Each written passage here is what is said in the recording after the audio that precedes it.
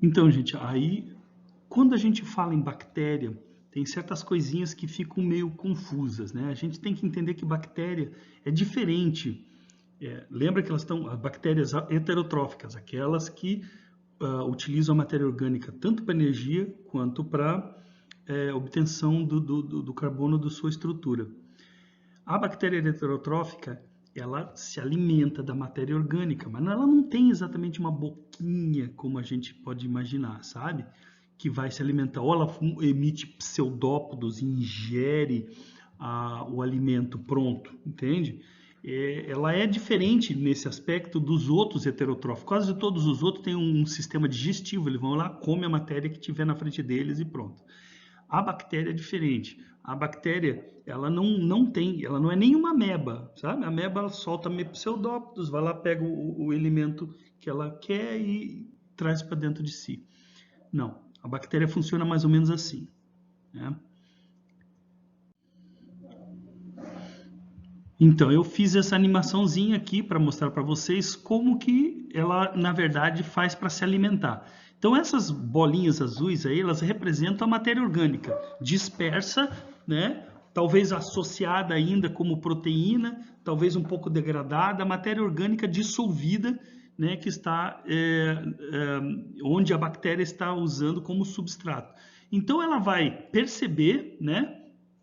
A existência dessa substância, ela consegue perceber e certos genes são ativados. Esses genes podem liberar, por exemplo, enzimas, dependendo de que tipo de substância ela está, qual o substrato que ela está, ela pode liberar diferentes enzimas para que essas enzimas possam degradar aquela matéria. Vamos supor que tenha gordura, então ela vai liberar lipase. Imagine que tenha proteína, vai liberar proteases. Então, com isso, ela vai conseguindo, agindo nessas bolinhas, ou no caso, agindo nessa matéria orgânica onde ela está, nós chamamos isso de substrato, e ela vai, então, agindo sobre aquilo, vai degradando, vai quebrando as moléculas em partículas menores, né?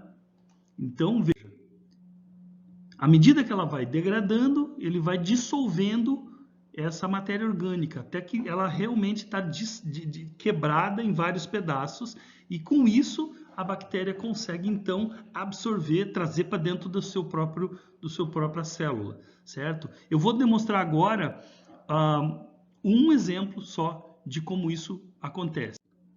Então, gente, esse aqui é apenas um exemplo de como essa ação enzimática acontece. Só um exemplo, tá? Esse aqui é um aminoácido chamado alanina, ali em cima, tá vendo?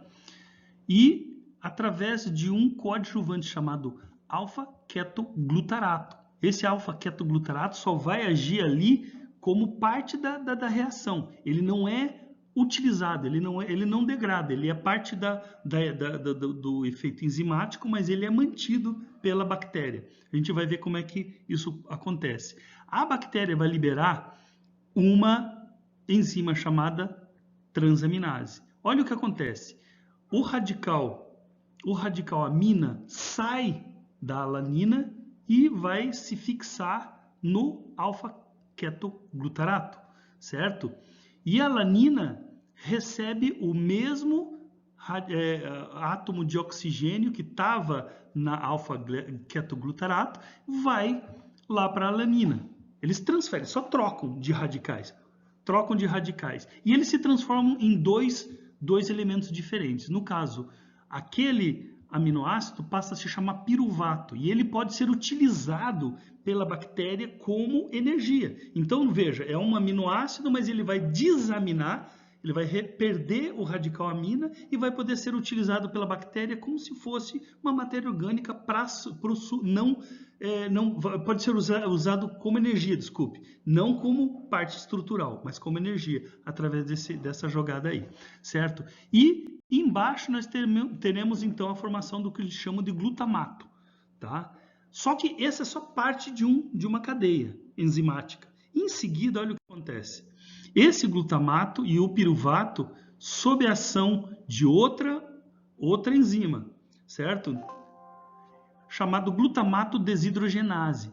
Veja que o radical, o piruvato, foi utilizado pela bactéria. A bactéria já está utilizando ele. E esse glutamato desidrogenase vai recuperar esse segmentozinho bioquímico para dentro da célula da bactéria. Ela não perde isso daí, ele simplesmente perde aquele radical amina. Você lembra que o radical amina desceu e ficou nele? Agora, através do glutamato desidrogenase, aquele radical é liberado e ele volta a absorver um oxigênio, olha só. Ele volta a absorver um oxigênio e é reutilizado pela bactéria, certo? Mas olha o que aconteceu com o radical amina. Ele é liberado. Então, na degradação da proteína ou na degradação do aminoácido, existe a produção de amônia. Por quê? Porque o processo enzimático desamina, tira o radical amina e transforma em amônia, joga na água. E esse processo é constante. Então, nós temos o acúmulo da amônia na água, certo? Então, mas isso simplesmente para mostrar para vocês,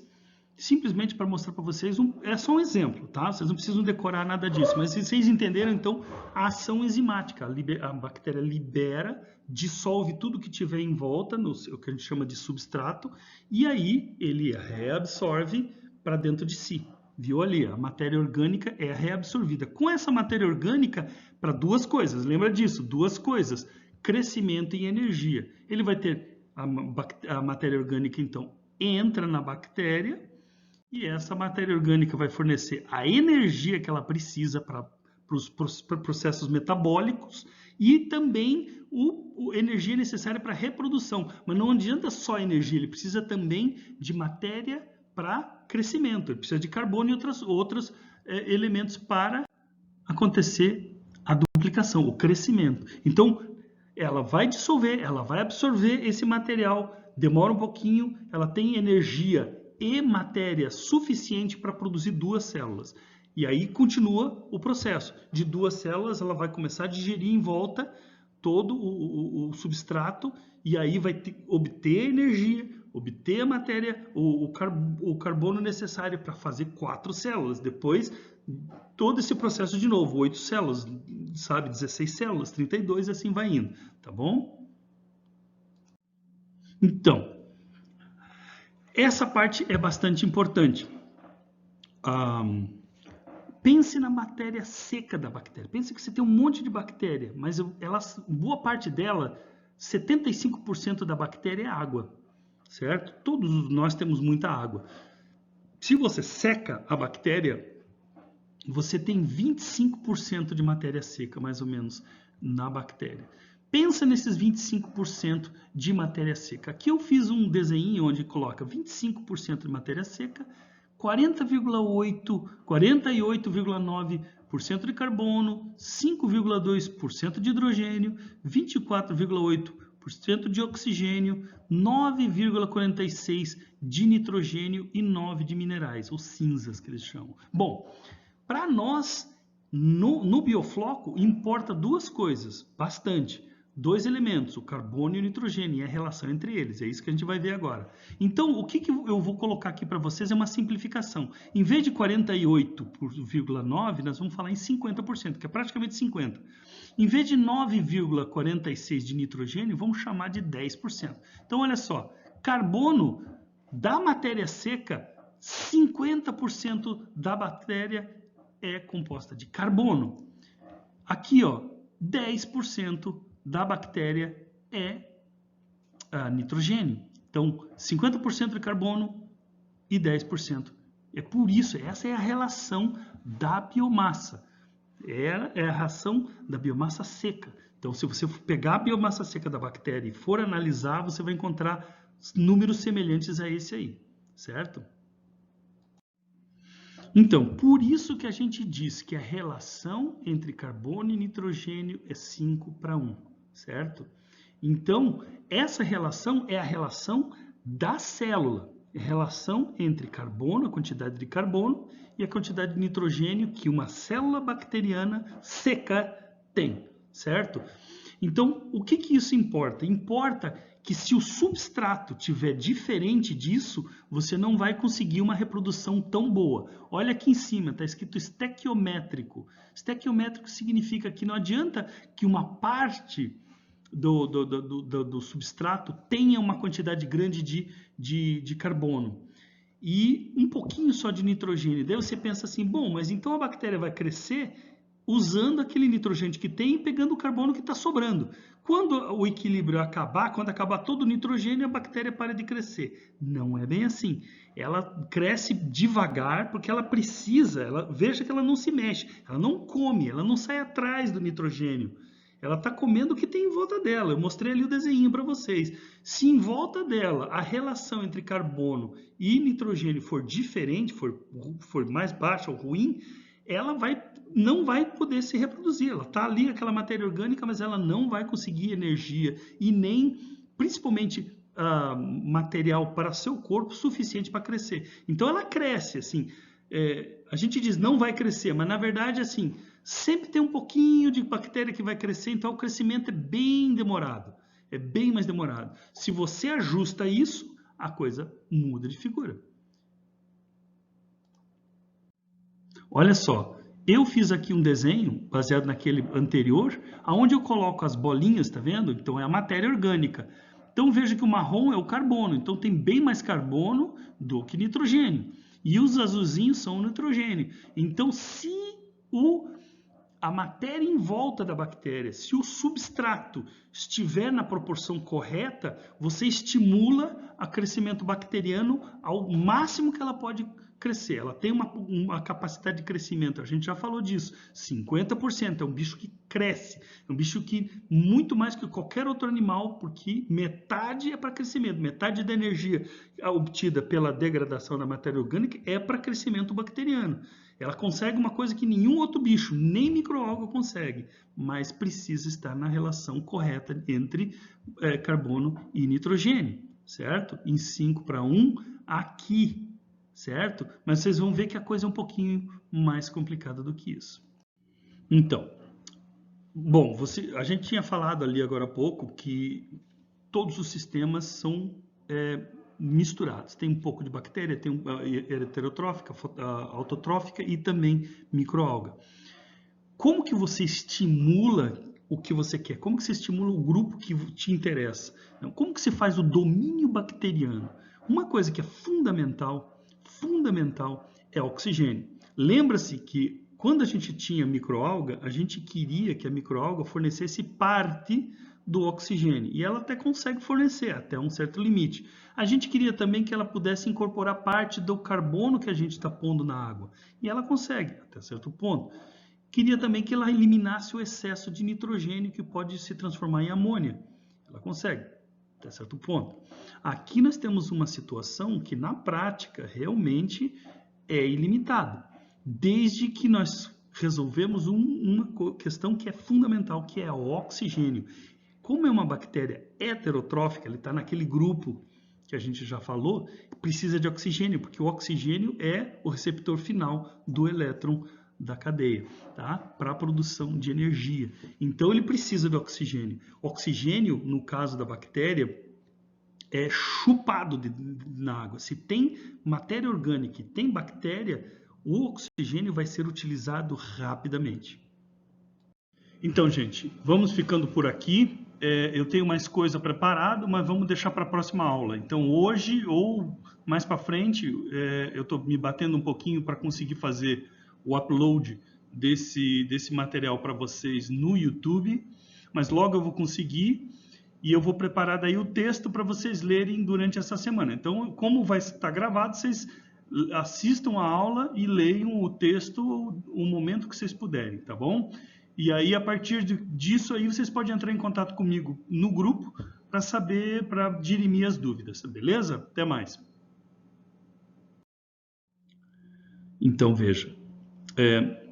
A aeração, a gente falou, oxigênio, precisa de oxigênio, certo? Eu já falei lá em cima, oxigênio é difícil de incorporar na água.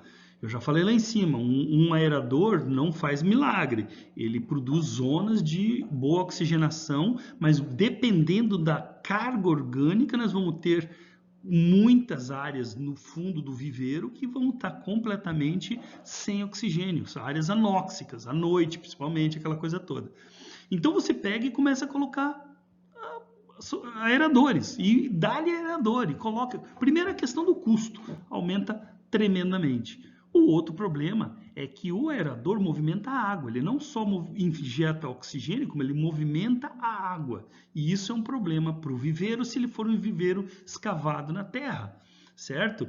Então, existe também a limitação nesse caso para o uso de aeradores, tá? A gente vai ver aqui que mesmo que você tente fazer o que você puder fazer, você sempre está limitado porque o volume de água que você está movimentando vai causar erosão, vai causar uma suspensão, correntes dentro do viveiro, e essas correntes elas vão causar em alguns pontos a suspensão do material particulado fino, ele vai causar também a suspensão de certos bolsões de anoxia. Lembra daqueles gases, daquela bactéria que em áreas de anoxia eles vão produzir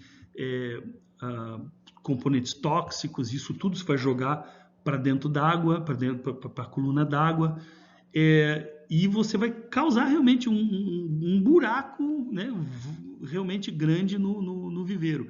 Mas é muito difícil, porque uma parte você vai erodir, e a parte dentro do viveiro, com menor dinâmica de água, é ali que o sedimento vai começar a descer e sedimentar. Então você vai começar a criar bolsões. Por um lado, um lugar muito oxigenado, do outro lado, bolsões onde todo aquele sedimento e matéria orgânica vão se depositar, e ali muitas camadas, o oxigênio não penetra, boom, let's go, vamos de novo ter o problema da formação de bactérias sulfurosas, aquela coisa que você já sabe. Então, os viveiros, esse aí, por exemplo, é o viveiro lá da FURG. Né? Então, você coloca os aeradores no viveiro. Uma das coisas que são fundamentais quando você vai estar trabalhando com bactéria, em grande quantidade de bactéria, grande quantidade de ração, em viveiros e cultivos intensivos, é isso que eu falei. Vocês vão ter, vai ser fundamental que a terra seja coberta, ou seja, nós vamos ter que usar a geomanta. Então, a geomanta, ela vai resolver parte do problema da escavação, porque aí a água não vai conseguir escavar o fundo. Mas várias outras coisas vão acontecer. Por exemplo, você já não utiliza as bactérias do solo para degradar a tua matéria orgânica. Então, você já não tem a ajuda desse aliado importante. A bactéria que do fundo do viveiro, ela ajuda, ela não é só porcaria, ela tem a sua razão de ser. Então, ela ajuda na degradação da matéria orgânica. Se você tem um fundo de lona, isso já não vai acontecer tanto, entende? Esse é um problema. Outro problema é que, dependendo da onde for, por exemplo, se você está usando um viveiro que já existia, um viveiro já tem matéria orgânica debaixo dele. Aí você vai cobrir com lona e você vai criar uma zona de anoxia. E essa matéria orgânica que estava embaixo da lona vai começar a fermentar, vai produzir gás sulfídrico. Né? A gente já sabe disso. E esse gás sulfídrico pode formar bolsões, e esses bolsões vão começar como bolhas debaixo do viveiro, da lona do viveiro, e isso vai causar problemas seríssimos. Então, quando você vai pensar num viveiro, você já tem que pensar numa drenagem de gases, ou seja, embaixo dele você vai ter que conseguir colocar tubulações, por exemplo, de PVC furadas, para que esse gás tenha por onde escapar.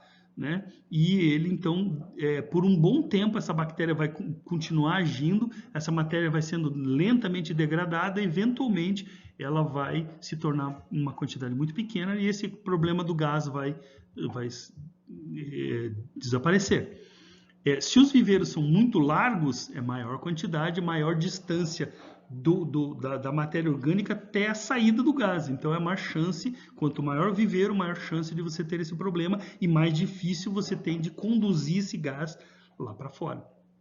Então os viveiros, eles são naturalmente um meio complicado para trabalhar com biofloco ou com bactéria. Ele vai super bem com microalga.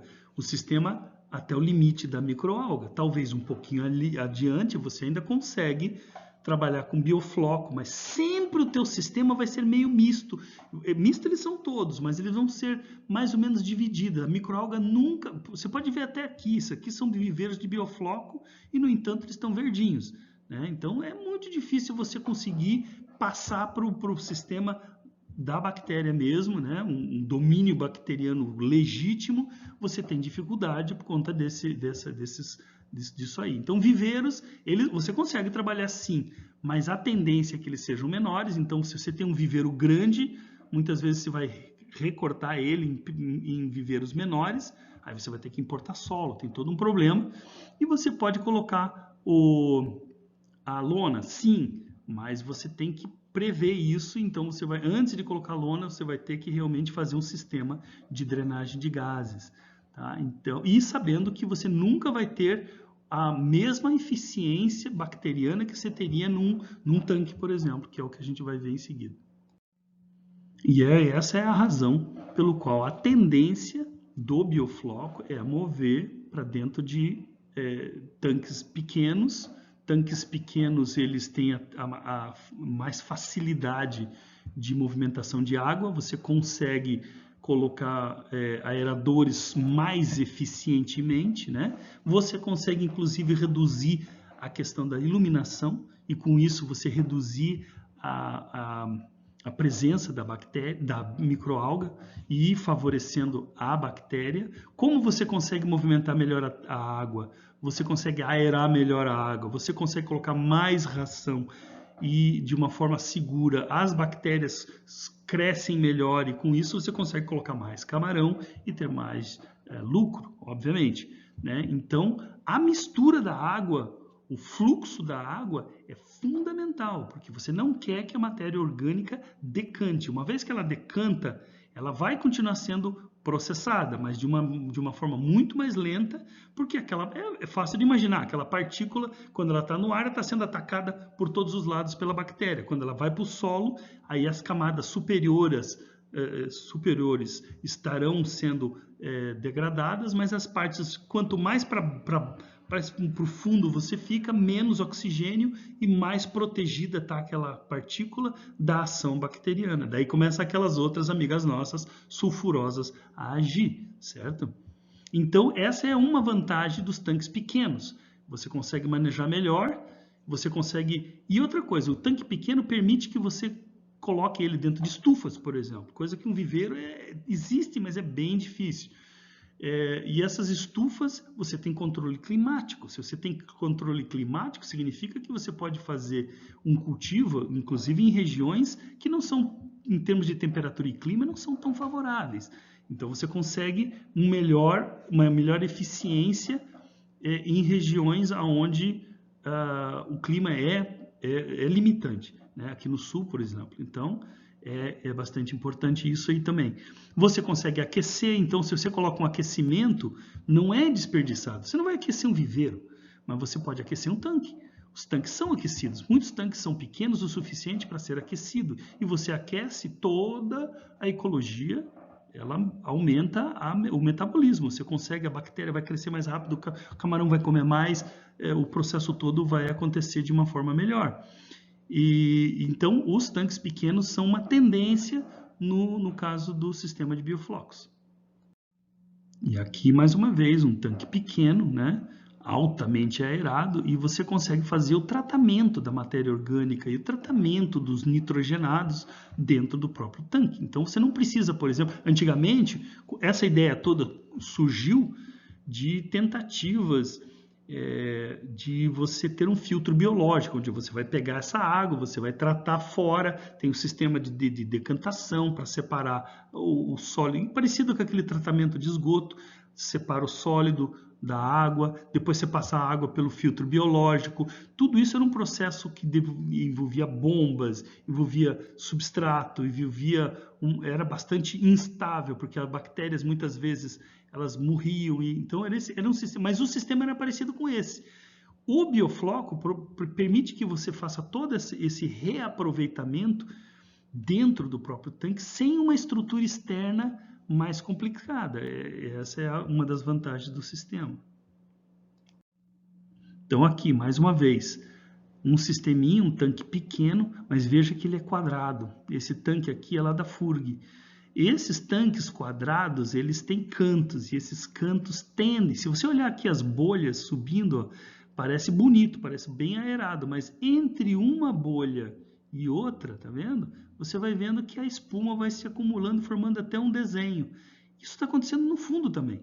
No fundo, essa movimentação, essa espuma está aqui porque aqui é uma região entre uma bolha e outra, é a região de menor dinâmica. Por isso que a bolha se posiciona aqui. Lá no fundo está acontecendo uma coisa muito semelhante. Também existe entre uma pedra de aeração e outra, nós temos uma região de menor dinâmica. E é claro que o sedimento vai tender a se acumular ali. E nos cantos, com certeza, vai ser um ponto onde condições de anaerobiose vão surgir. E você vai poder ter problema mais para frente, que a gente vai falar durante o curso.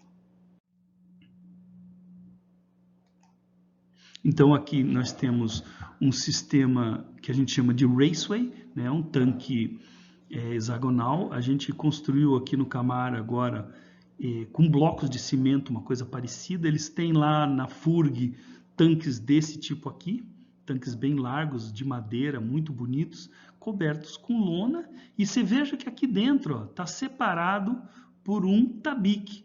Mas se vocês olharem direito, vocês vão ver que é uma tela, né? Essa tela aqui, nem todo mundo usa tela, algumas pessoas usam um pedaço da própria lona pendurada aqui, mas isso favorece com que a camada de água, a massa de água, fique circulando.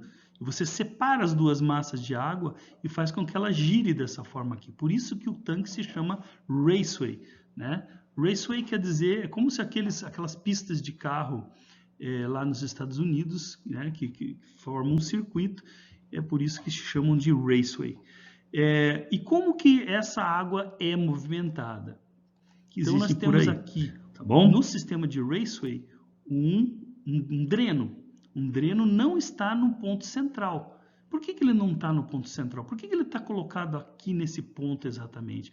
Porque, na verdade, aqui é o ponto de menor dinâmica. Ou seja, se a água está circulando, ela vai chegar aqui, ela vai dar volta, ela vai bater, ela vai ter um atrito contra essa parede e a massa de água vai tender a reduzir a velocidade e formar um vórtex, mais ou menos aqui. E todo o sedimento vai tender a cair aqui. Então, o dreno colocado aqui favorece que você, volta e meia, faça o que a gente chama de purga. Ou seja, você abra o registro e se livre de parte desse sedimento que vai se acumular aqui. Então, você está o tempo todo combatendo a tendência da matéria orgânica de sedimentar nos lugares, nos cantos, em qualquer lugar. É ruim para qualquer sistema de aquicultura o acúmulo de sedimento. No caso do biofloco é muito mais, porque a quantidade de matéria em suspensão é muito grande. E aqui, nesse sisteminha desenhado aqui, a própria bomba coleta desse ponto e através do sistema de tubulação ele retorna essa água. Então ele chupa essa água por aqui, a bomba, com a força da própria bomba, ele devolve a água para o tanque. E olha só, em volta do tanque nós temos esses sistemas aqui, ó. Esse sistema aqui vai injetar a água e essa água vai sair por uma ponteirinha. A gente chama isso de nozzle. Essa ponteirinha, aqui nessa ponta aqui, você vai ver que tem um T. E existe uma outra barra que vai chupar o ar. Quer dizer, essa água vai descer com força e vai ser emitida, vai ser empurrada para o lado do tanque. Ao passar rapidamente por aqui, ela cria um vácuo que vai fazer com que o ar atmosférico entre e saia junto da água. Então, de certa forma, ele produz uma nuvem de ar, uma nuvem, né? Mas uma quantidade grande de bolhas de ar, e com isso, ao mesmo tempo que ele empurra a massa de água, ele também oxigena, então ajuda a oxigenar. Esse sistema aqui é um deles. Nós vamos conversar sobre todos os sistemas. Então, temos oxigênio, temos movimentação de água, temos, o oxigênio não é mais o nosso limitante, entendeu? Então, o ingresso de matéria orgânica está acontecendo. Qual é o segundo limitante? Geralmente acontece nos tanques de aquicultura. É o carbono. Você pensa, nossa, com tanta matéria orgânica, como é que vai faltar carbono? Certo? E a gente vai ver que não é bem assim. O que acontece, gente, é que a matéria orgânica tem carbono, tem nitrogênio, e ela em si, mesmo a ração que você coloca, ela está realmente numa relação próxima do ideal. Só que o que acontece com o tempo é que eles se separam. Ele degrada, o carbono acaba se acumulando e o nitrogênio vai ficando para trás. Então, o que acontece é que você acaba tendo muito carbono no subsolo e muito nitrogênio na coluna d'água. Então, eles acabam se separando e favorecendo essa dificuldade que a gente está falando aí. Então, por exemplo, a gente viu que precisamos que a bactéria não sai comendo por ela, não sai andando atrás de nitrogênio. Agora está faltando nitrogênio, eu vou atrás de um pouquinho de nitrogênio. E eu acho que falta um pouquinho de carbono, eu vou atrás ali para pegar um pouquinho de carbono. Não é assim.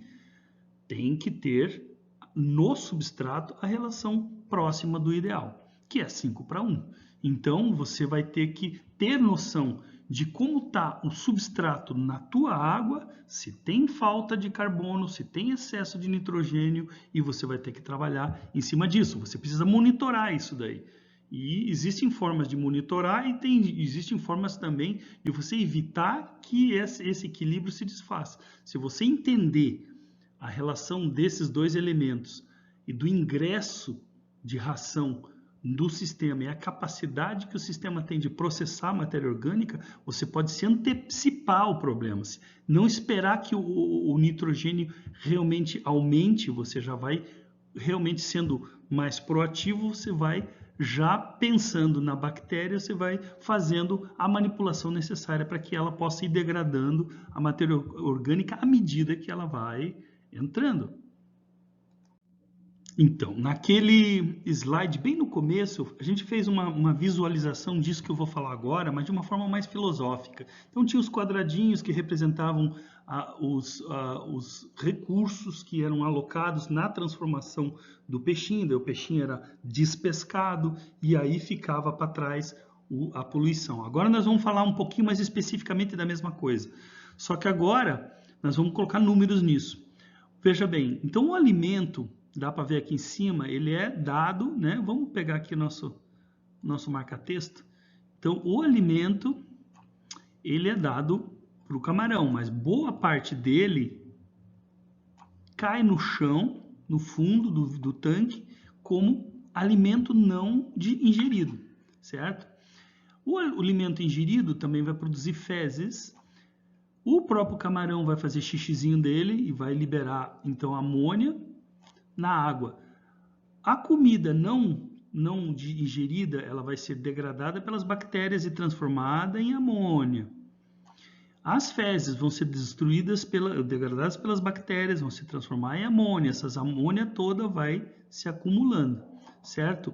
Essa amônia toda, ela tem dois destinos possíveis. Ela pode ser transformada em biomassa de bactéria, tá? Biomassa de bactéria, ou ela pode ser oxidada até nitrito pelas bactérias nitrificantes, depois oxidada até nitrato, certo? Aí, mais uma vez, dois caminhos possíveis. Esse nitrogênio pode ser desnitrificado e transformado em nitrogênio molecular e vai para fora do viveiro e vai para a atmosfera, né? Nós temos aí que mais de 70% da atmosfera é feita de nitrogênio.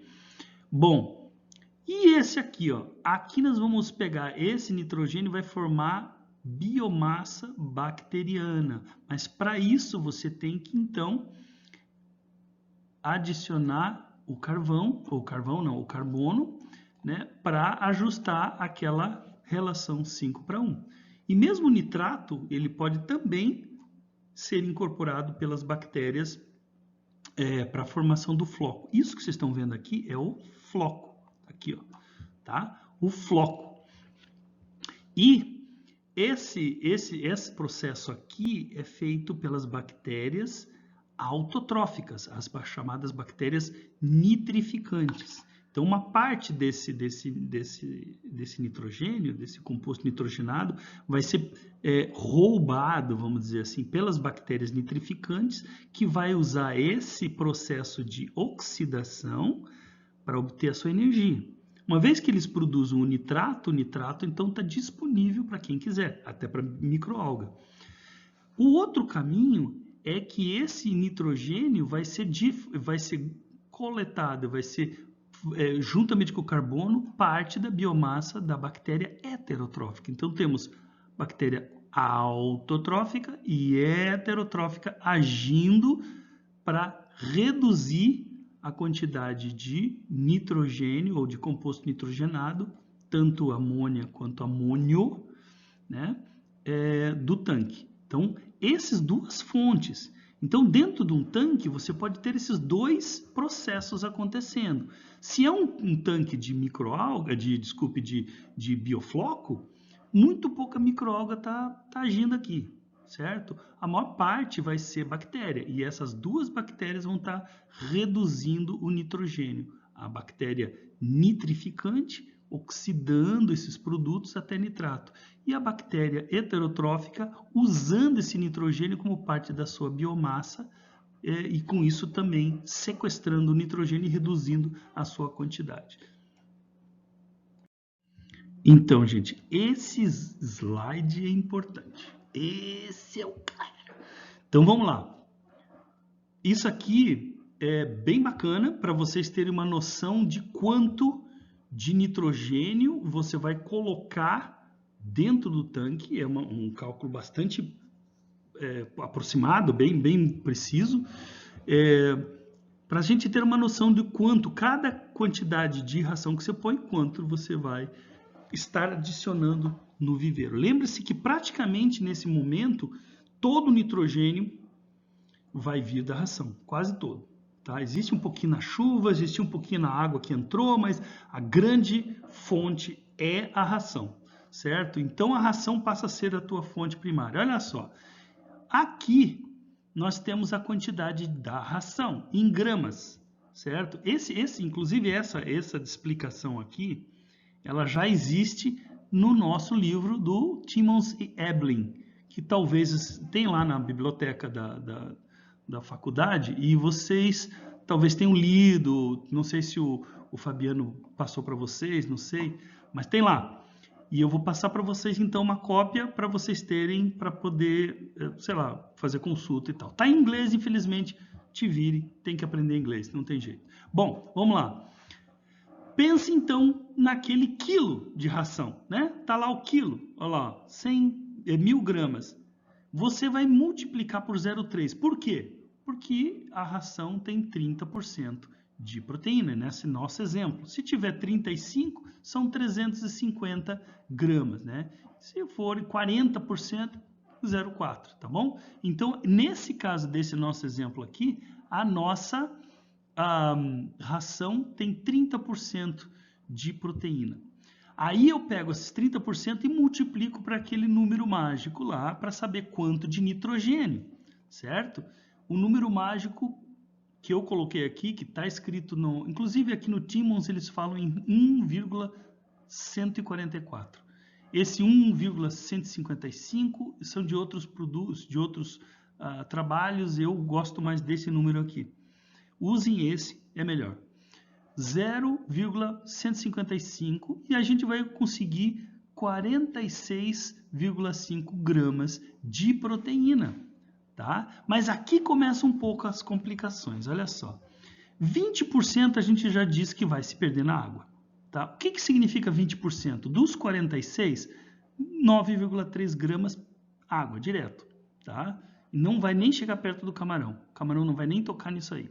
Tá? 80% o camarão vai ingerir. Daí você fala assim, mas esses números aqui são um pouquinho diferentes daquele que se mostrou lá naquele slide onde tem o camarãozinho. É verdade. Esses números eles variam conforme o livro, conforme o pesquisador, mas sigam aqui por mim, que eu acho que esse está sendo bem correto. 80% é assimilado, certo? Ou seja, ingerido. Então, significa que 37,2 gramas desses 46, 37,2 vão ser ingeridos. E olha só, disso que foi ingerido, 80% dele vai ser excretado. Então, entrou 46, não, foi colocado no tanque 46, entrou no camarão 37,2 e agora o camarão excreta 29,76, ou seja, 7,44 gramas de nitrogênio vai sair junto com o camarão na despesca, certo? E desse excretado todo, esses 29 aqui, ó, e isso é um dado aqui do nosso amigo Timmons e Heblin, desses 90% vai ser amônia, ou amônio total, né? Total ammonia nitrogen, amônia total, amônio e amônia juntos, certo? Então, isso significa que 29,76 do nitrogênio que é excretado vai estar na forma de amônia, que vai ser a tóxica, certo? É o que a gente tem que se preocupar. 10% disso vai ser ureia, certo? Então, você faz todo esse cálculo e você vai encontrar essa quantidade aqui de amônia. Então, você, quando coloca essa quantidade de ração, você vai estar introduzindo no tanque essa quantidade de nitrogênio. O que seja, você pode prever isso. Se você vai colocar isso e esse nitrogênio vai sobrar, você já começa a trabalhar em cima desse nitrogênio, fazendo o cálculo de quanto de carbono você precisa colocar nesse tanto de nitrogênio e você já pode, inclusive, colocar junto da ração. Você coloca a ração e mais a fonte de carbono já para combinar com essa quantidade de nitrogênio aí. Então, você já sabe a quantidade de nitrogênio só sabendo a quantidade de ração que você colocou. Esse aqui é o mesmo desenho, é a mesma informação que eu acabei de passar para vocês lá num formato visual, né? Tem pessoas que são visuais e gostam de ver dessa forma. Então, olha lá, nós colocamos 300 gramas de proteína, o que equivale a 46,5 gramas de nitrogênio, tá? Nesse quilo de ração a 30% de proteína bruta, certo? 20%, ou seja, 9,3 de nitrogênio já vai ficar aqui embaixo. Já vai ficar aqui, não adianta, deve ser, sabe? O desenho aqui está dizendo recuperado na bandeja. Se você usa bandeja, isso tudo, esse 1 quilo de ração, na verdade, foi colocado numa bandeja. O camarão vai comer, e essa é a importância da bandeja, principalmente nos casos do cultivo de viveiros. Se você colocou na bandeja e o camarão não comeu, é a sobra, você vai retirar da bandeja no final do dia e você não deixa esse nitrogênio na água, provocando e produzindo amônia. Essa é uma das grandes vantagens. E nem o carbono dele para ser consumido pela bactéria, reduzindo o oxigênio. Veja a importância da prática do uso da bandeja e como ela revolucionou a carcinocultura. Mas vamos lá, 93 gramas aqui, né? Então, nós estamos falando que 37,2 foram ingeridos pelo nosso amiguinho aqui, ó, certo? E destes, quando eu vou fazer a despesca, eu removo 7,44% desse nitrogênio junto com o camarão. Ele sai, é o único nitrogênio que sai, o resto fica tudo para trás. Certo? A gente vê que as coisas acontecem, se você trocar água, sempre tem um pouquinho, evapora um pouquinho, tal, mas no geral você considera isso. Ou significa que 64% ou 29,76% do nitrogênio vai ser liberado no tanque, na forma da muda, lembra do exoesqueleto, na forma das fezes, entendeu? E também utilizado na manutenção. Tá? E a parte não digerida, essa é uma parte que eu esqueci de dizer. Eu acho que eu falei antes, mas vou falar de novo aqui. Uma parte da ração, perdida aqui, né? Ela esfarela, não é nem consumida, mas uma parte da consumida passa pelo intestino do camarão incólume, né? Ele é simplesmente digerido e sai inteiro e o camarão perde essa parte. E essa parte, então, é uma parte menor, claro. Deixa eu ver aqui se tá. Então, 27% da amônia, 27% da amônia fica. Então, dos 29, 27% trata-se dessa quantidade que passa incólume, que é em torno de 15 a 20%, certo? E lembrando que essa porcentagem aqui, né, do que ficou para trás, tá vendo? 29,76, 10% é ureia, você não precisa se preocupar, tá? Então, nós estamos falando de 26,78, certo? É um cálculo complexo. Isso que vocês estão vendo aqui se chama budget. Existem vários trabalhos que tentam analisar exatamente a quantidade de nitrogênio, de nutrientes que entra, que sai, para reduzir o impacto ambiental da carcinocultura no meio ambiente, imaginando que todo esse material eventualmente acaba sendo vomitado para fora da fazenda e torna-se problema, né, do ambiente e das pessoas, né? Ele é uma grande discussão, certo? Então é a mesma coisa, beleza?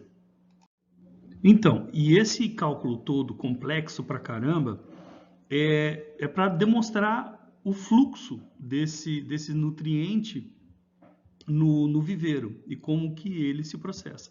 Mas, para efeito de cálculos, olha só, a gente pode considerar o seguinte: 7,44 gramas vão ser removidas junto com o camarão. Então, junto com o camarão, vão ser removidas na despesca. O que não sair na despesca vai ficar para trás. Então, você pode considerar, então, essa realidade, essa quantidade de nitrogênio que ficou para trás.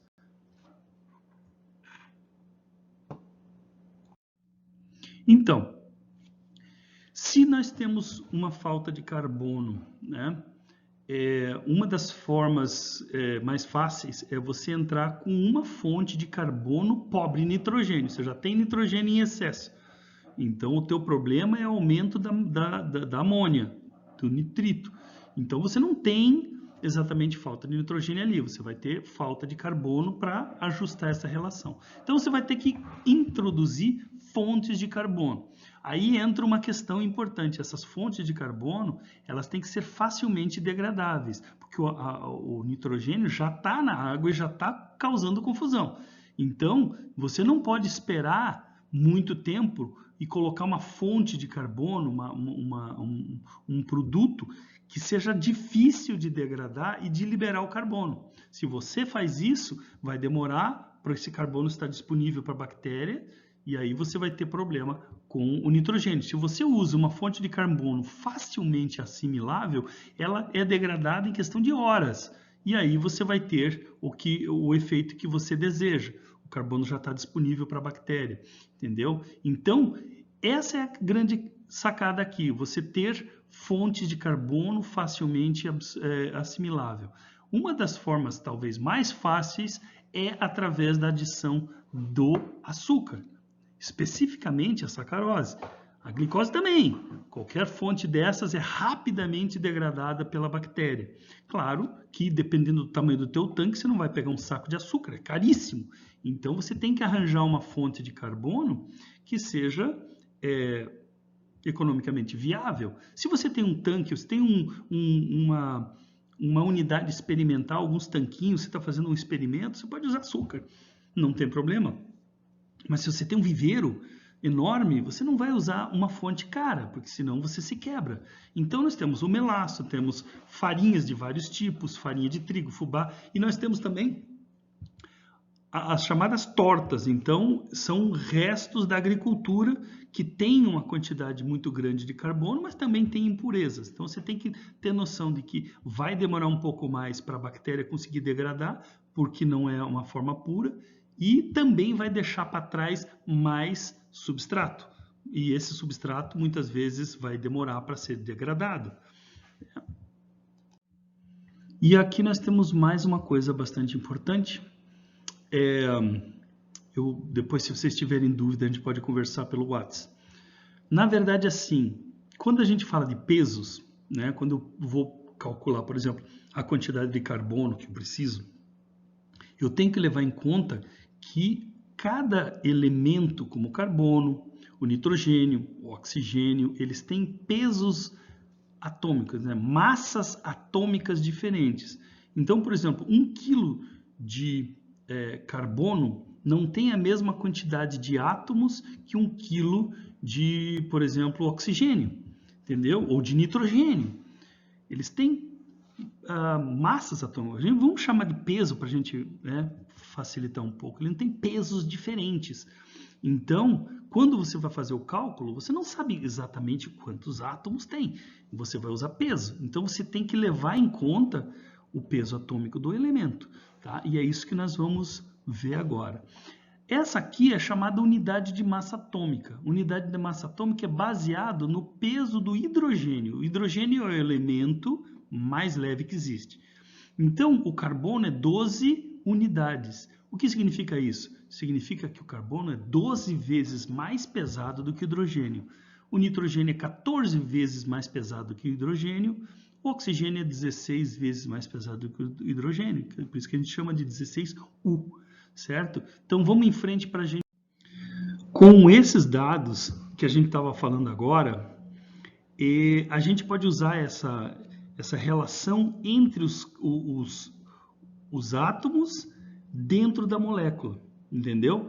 Então, vamos lá, veja, dentro da molécula de melado, né, nós temos uma quantidade de carbono, hidrogênio e oxigênio. Nós temos o peso do carbono de 12, nós temos o peso do hidrogênio de 1U, né, 1 unidade, e de oxigênio de 16 unidades. Mas nós temos 11 átomos de carbono multiplicado por 12 unidades, que é o peso em termos de massa atômica. Nós temos, então, 132 unidades de carbono dentro da molécula de melado, certo? Hidrogênio, 22 átomos, vezes 1 unidade, nós temos 22 unidades em termos de hidrogênio dentro da molécula de melado. E o oxigênio é a mesma coisa. Você veja que nós temos 16 e temos 11 átomos de oxigênio. Então, ao todo, dentro da molécula de melado, nós temos 176 unidades. Isso é uma proporção. Por mais que essa coisa de unidades não faça sentido agora, vocês vão ver que em seguida ela vai ter uma utilidade muito boa. Então, nós temos que a massa atômica, a massa molecular do melado é de 330 unidades. Dentro dessas 330 unidades, 132 unidades é só carbono. Então, nós temos uma proporção. Nós podemos, então, dizer que em 330 gramas de melado, aí já falando em peso, não mais em unidade, em 330 gramas de melado, nós temos 132 gramas de carbono. É a mesma coisa. A proporção não muda, é essa a proporção. Então, se nós temos essa proporção, agora fica fácil. Em 1 quilo, né, em 1000 gramas de melado, eu vou ter quanto de carbono, certo? Aí a gente faz uma regrinha de 3 simples. Se 330 gramas de melado, nós temos 132 de carbono, e em 1000 gramas, nós temos 400 gramas de carbono. Então, sabemos a quantidade de carbono que tem naquele 1 quilo.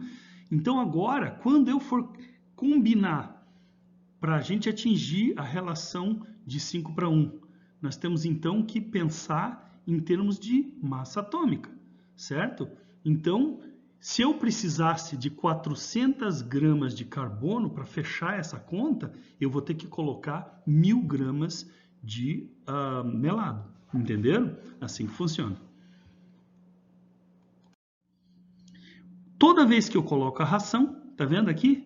Nós temos uma queda grande na quantidade de oxigênio. Então, esse aqui é um gráfico durante o dia e durante a noite. Quando você faz o arraçoamento, a concentração de oxigênio declina. por conta da bactéria que está respirando essa matéria orgânica, certo? Então é uma coisa que realmente acontece, realmente existe, realmente acontece. Coloca a ração, você tem uma queda na quantidade de oxigênio, porque as bactérias estão degradando a matéria orgânica, ou seja, estão respirando a matéria orgânica, estão utilizando aquela matéria orgânica para a produção de células, ao mesmo tempo também estão usando para energia. Quando ela usa para energia, ela consome oxigênio e libera o CO2. Então é por isso que quando você coloca a matéria orgânica, em muito pouco tempo, você vê esse efeito aí no oxigênio do tanque. Então, como que a gente pode, baseado nisso, sabendo a quantidade de nitrogênio que eu coloquei na água, agora eu calculo a quantidade de carbono que eu preciso. Depois eu calculo a quantidade de carbono que eu tenho na minha fonte de carbono, na minha matéria orgânica que eu estou colocando. Eu sei exatamente a quantidade em termos de carbono, não em termos de carboidrato ou de matéria orgânica, entendeu? Então, por exemplo, proteína, não interessa a proteína, interessa quanto de nitrogênio eu tenho na proteína.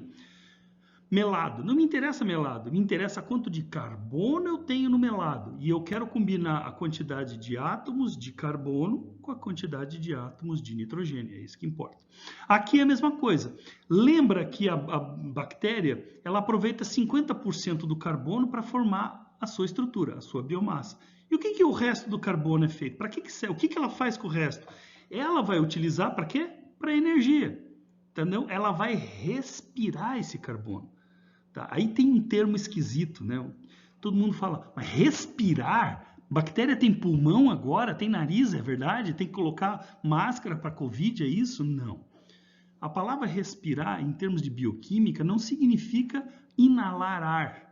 Significa que nós vamos processar um carboidrato e quem vai realmente fazer isso, no final das contas, é a minha mitocôndria, são as mitocôndrias das minhas células. Eles vão pegar esse carboidrato e vão processar esse carboidrato naquela cadeia de ciclo de Krebs, entendeu? Aquilo é respiração. E no final, aquele carboidrato vai ser transformado em CO2. Interessante que dá para você calcular quanto de CO2 você produz. E sabendo a quantidade de CO2, você também sabe a quantidade de oxigênio, porque você precisa do C e do O2. Então, se você sabe a quantidade de carbono, você vai, para produzir o CO2, eu vou precisar de oxigênio. Então, se eu sei a quantidade de carbono que está sendo respirada, que está sendo processada, eu também sei a quantidade de oxigênio que eu vou precisar para fazer o CO2.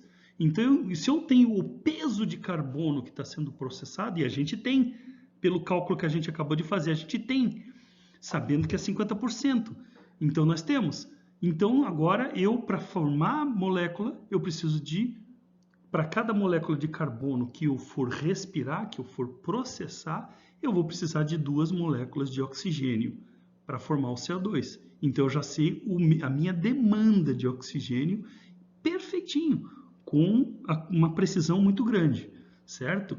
Então, veja, olha a molécula ali de CO2. Para cada átomo de carbono, eu preciso de 2 átomos de oxigênio. Mas lembre-se, esses átomos não têm o mesmo peso.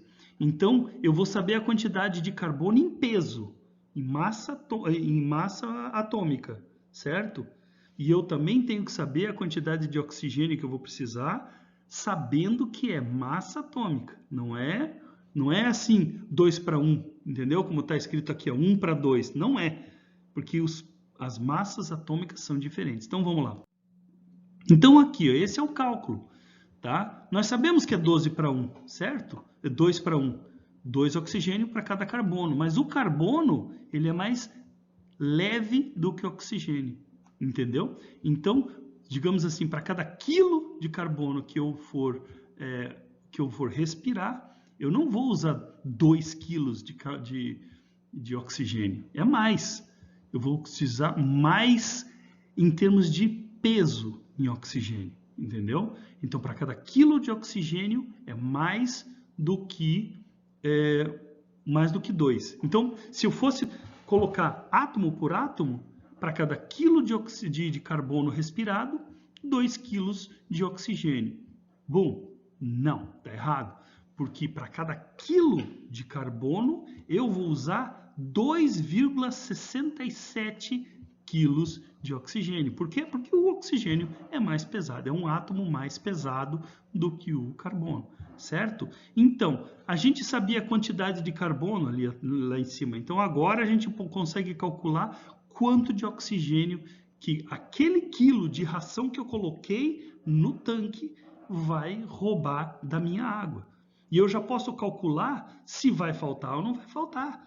Se o meu aerador vai dar conta ou não vai dar conta. Essas coisas todas fazem com que deixe de ser uma ciência de simplesmente chute e vira ciência realmente. Então, para isso, a gente tem que chegar à conclusão de que, para cada quilo de ração, nós temos 50% de carbono. Sabemos disso. 50% desse carbono vai ser consumido pelo camarão. Vai deixar para trás 250 gramas de carbono. Desses 250 gramas, 50% vai ser assimilado pela bactéria para a formação da biomassa. Vai ficar incorporado na biomassa, entendeu? E 50% vai ser usado para energia, ou seja, vai ser respirado. Então, nós estamos falando aqui que em 1 quilo de ração, a bactéria vai ter que respirar 125 gramas, certo? Então, com isso, nós podemos ter uma noção de quanto de oxigênio vai ser utilizado. Como a gente sabe que a relação não é 2 para 1, né? Ela é, na verdade, 2,67 para 1. Então, 2,67 carbonos para 1... Não, desculpe. 2,67 oxigênios para 1 carbono. Entendeu? Então, se a gente pega a quantidade de carbono, a gente multiplica por 2,67 e você vai ter a quantidade de oxigênio que vai ser consumidos para respirar esse carbono todo. Entendeu? Mas isso tudo é muito teórico, gente. Na verdade, se você parar para pensar, nós não temos um sistema perfeito nunca. Nós temos uma quantidade de fibra, certa parte desse carbono é em forma de lignina, que é extremamente difícil de assimilar e tal. Então, não se espera uma perfeição matemática, entendeu? Então, vamos falar aí, o pessoal levanta 75% de eficiência. Nesse caso, então, nós podemos falar em 250 gramas de carbono sendo consumida, sendo retirada da água, gramas por cada quilo de ração que você vai colocar na água. Certo? Então, 75% é interessante, é uma forma boa de você avaliar isso. Então, a situação chega às vezes a ser tão crítica que você tem que realmente intervir. Nesses casos, uma das coisas que é possível ser feita, por incrível que pareça, é a adição de peróxido de hidrogênio, quer dizer, a água oxigenada. Você coloca na água, na verdade, o peróxido puro, né? E ele aumenta, a cada 7 ml, aumenta 1 miligrama de oxigênio dissolvido na água. Mas imagine se você tem um tanque grande, é um gasto enorme. Mas você pode fazer isso se você não tiver, por exemplo, se você tiver uma falha catastrófica no teu aerador, ou você não tem cilindros de oxigênio, você pode fazer isso aí. Né? É um custo alto, mas você pode salvar o teu cultivo. Porém, já existem vários trabalhos apontando que existe sim uma toxicidade, né? um custo aí, que você pode ter, porque o peróxido ele pode ser tóxico para o camarão, né? Mas para quem estava morrendo por asfixia, eu acho que é uma solução interessante. Esses cálculos, eles são bastante precisos, eles são interessantes, eu quero que vocês guardem eles vão ser cobrados na disciplina, para que vocês tenham noção do que está acontecendo, vocês consigam calcular os fluxos de nitrogênio e de carbono que entram no tanque que vocês estiverem trabalhando, e tenham noção de outros parâmetros que a gente vai falar depois, como, por exemplo, a questão do pH, a questão da alcalinidade e tudo mais, tem relação com isso.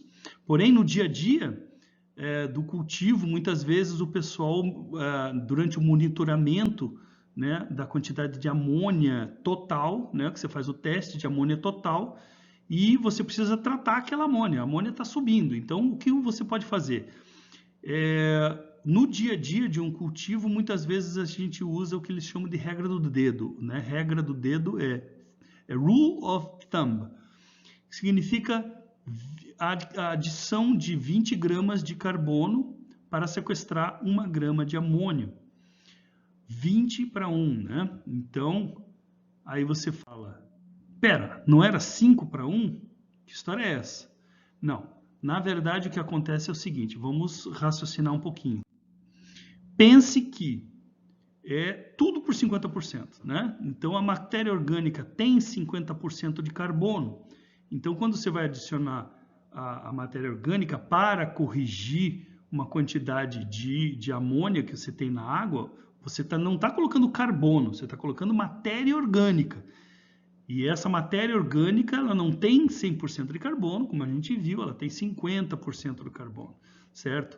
E a gente tem que lembrar também que a bactéria só consegue assimilar 50% dos 50%, entendeu? Então, temos que lembrar desses 50 vezes 50. Então, nós temos que, em vez de colocar 5 para 1, se você estiver falando em matéria orgânica, nós não estamos falando em carbono, nós estamos falando de matéria orgânica. Você vai adicionar a matéria orgânica na proporção de 20 gramas para cada 1 grama que você medir no tanque de aumento do teu nitrogênio amoniacal.